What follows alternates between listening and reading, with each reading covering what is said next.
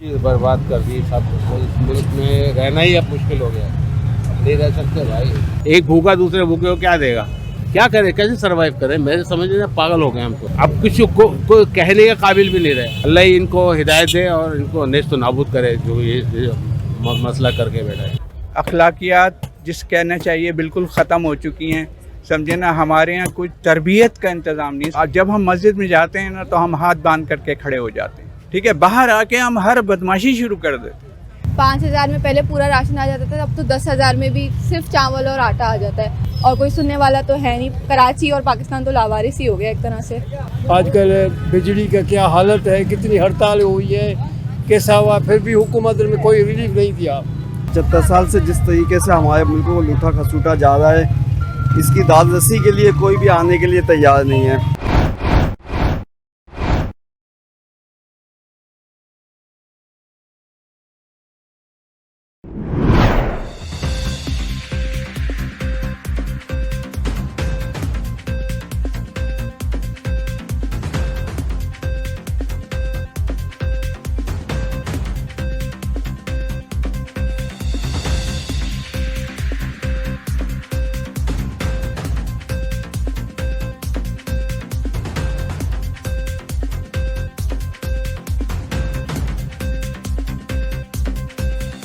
महंगाई तो दिन ब दिन बढ़ रही है। जब भी कोई चीज़ लेने जाओ दूसरे दिन पता चलता है कोई और रेट होता है।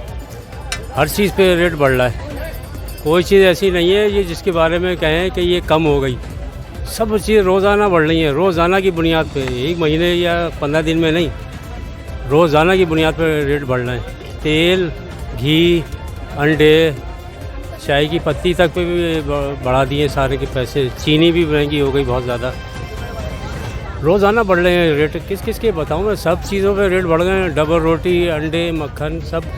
गुजारा तो बहुत मुश्किल से हो रहा है। बस कोई चीज़ कम कर देते हैं कभी खाने पीने में, कभी कोई चीज़ सस्ती ले लेते हैं। तनख्वाह तो साल में सिर्फ एक दफ़ा बढ़ती है, महंगाई सिर्फ 365 दिन होती है।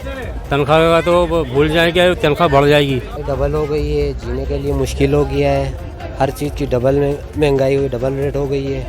क्या बताया इस गवर्नमेंट के बारे में, बहुत जुल्म कर दिया हमारे ऊपर। कैसे गुजारा होगा हमारा।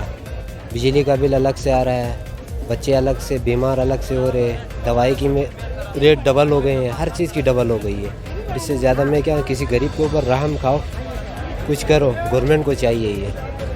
बात यह है कि पेट्रोल के ऊपर जब पैसे बढ़ते हैं, एक जो बहुत अनफॉर्चुनेट बात है वो ये है कि हमारे यहाँ जो पैसे बढ़ाने वाले लोग हैं वो अंधाधुंध पैसे बढ़ा देते हैं। चाहे 8 आने का असर पड़ता हो किसी प्रोडक्ट के ऊपर, वो 10 रुपये बढ़ा देते हैं। तो ये जो एक मिस कैलकुलेटेड अप्रोच है, ये बड़ी तकलीफ़देह है, क्योंकि लोग ये नहीं सोचते कि गरीब आदमी क्या करेगा। अच्छा, इसमें ये होता है कि जो कारोबारी तबका है, ठीक है, उनको बिल ज़्यादा आ रहे हैं, लेकिन वो उन बिलों को वसूल करने के तरीक़े भी जानते हैं और वो उन बिलों को वसूल भी कर लेते हैं पैसे बढ़ा के।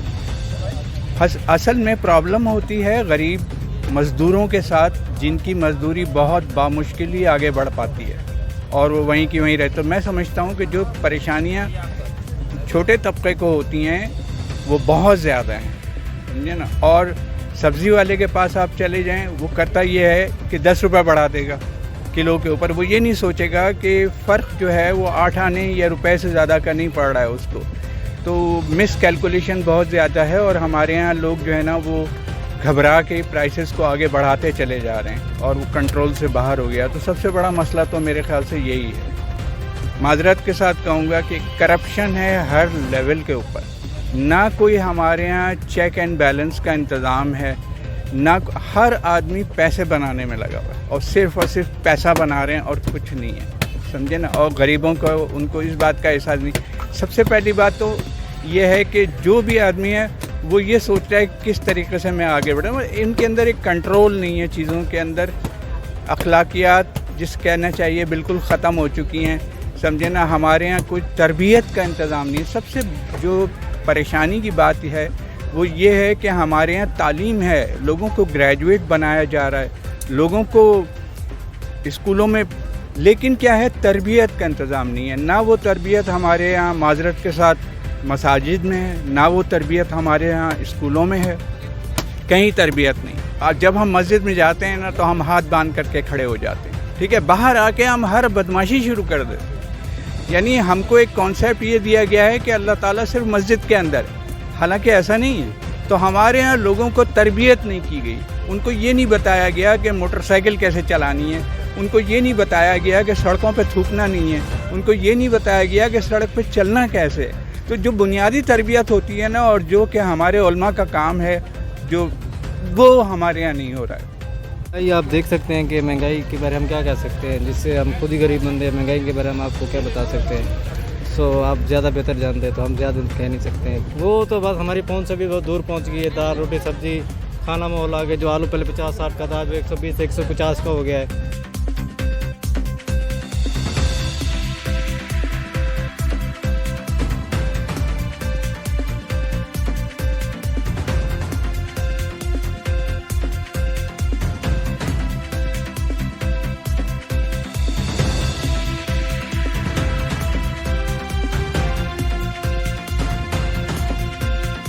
हाँ, वो सब तो बहुत ज़्यादा महंगा हो गया है। जो अंडे 15 रुपये लेके देते थे वो 25 रुपये के हो गए हैं अब तो।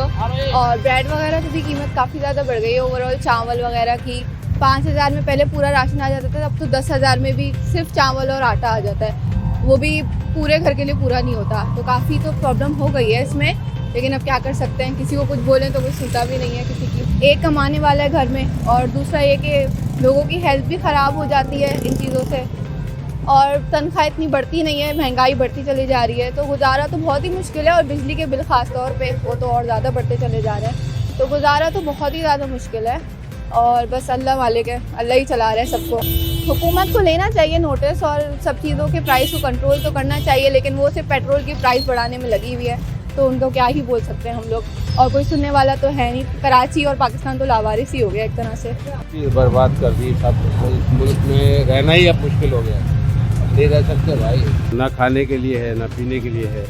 अभी क्या करे आदमी, अपने आप को मार रहा है और क्या है। अब ये लोग हैं, ये भी महंगा लेके आते तो महंगा ही बेचते हैं भाई, हैं।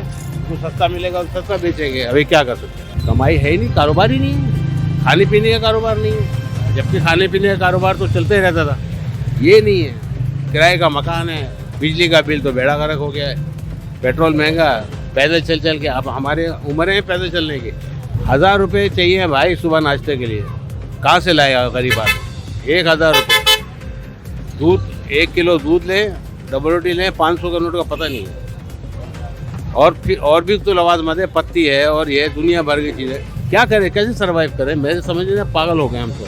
हमारे तो जहनी तवाज़ुन जो है ना हो गया। हम किसी अब किसी को कहने के काबिल भी नहीं रहे। अब क्या बोले, किससे कितना बोले। बोलने वाले को तो भाई अल्लाह ही इनको हिदायत दे और इनको नेस्त नाबूद करे, जो ये मसला करके बैठा है। बद्दुआ है, दिल दूर होता है भाई। औरों को देखते हैं बेचारे पर खाने को भी नहीं है। अब वो आते हैं भाई, एक भूखा दूसरे भूखे को क्या देगा, दुआ ही दे सकता है। चलो भाई दुआ दे रहे जाते। क्या बताएं, महंगाई की सारा मुल्क रो रहा है। मैं क्या बताऊं, सारे मुल्क की आप हालात देख रहे हो, बिजली देख रहे हो, हर चीज़ देख रहे हो, महंगी है सारा। जितने लोग रो रहे हैं, अच्छे भले घराने के लोग रो रहे हैं, भीख मांग रहे हैं, और अल्लाह के वास्ते कोई मदद करो, ये चल रहा है। तो मैं क्या तबसरा करूं, आप खुद समझदार हो, जानते हो आजकल बिजली का क्या हालत है, कितनी हड़ताल हुई है, कैसा हुआ। फिर भी हुकूमत ने कोई रिलीफ नहीं दिया। ज़्यादा से ज़्यादा इतना बोला कि आप इसको 3 किस्तों में बिल भरो। तो मुसीबत है, हमारी कोई बदनसीबी है। ऐसी हुकूमतें हमको मिलती है जो हम पर कोई जुल्म हो रहा है, जुल्म। अल्लाह बस माफ़ी दे, अल्लाह आराम करे, अल्लाह में उम्मीदें हैं, बाकी हुकूमतों में कोई उम्मीदें नहीं है। कोई भी चीज़ को देखो, पेट्रोल तो बहुत बड़ी बात है, मगर दूध देखो, जो आम लोगों की चीज़ें हैं उनकी क्या हालत हो गई है यार। खुदा बस रहम करे हमारे मुल्क पर, अल्लाह ताला रहम करे। बस हम और क्या करते हैं। किराया, उसके बाद मेंटेनेंस है, बिजली है, गैस है, पानी है, वो तो बेचारे उनकी तनख्वाह तो पूरी हो नहीं सकती ना, वो तो सवाल ही पैदा होता है। महंगाई का मैं क्या जिक्र करूँ, ये तो 75 साल से जिस तरीके से हमारे मुल्क को लूटा खसूटा जा रहा है, इसकी दादरसी के लिए कोई भी आने के लिए तैयार नहीं है। 35-40 साल से जो हुक्मरान इस वक्त तबका हमारे पर मुसल्लत था, वो अभी तक उसके एले मेले चेले जो हम पर मुसल्लत हैं।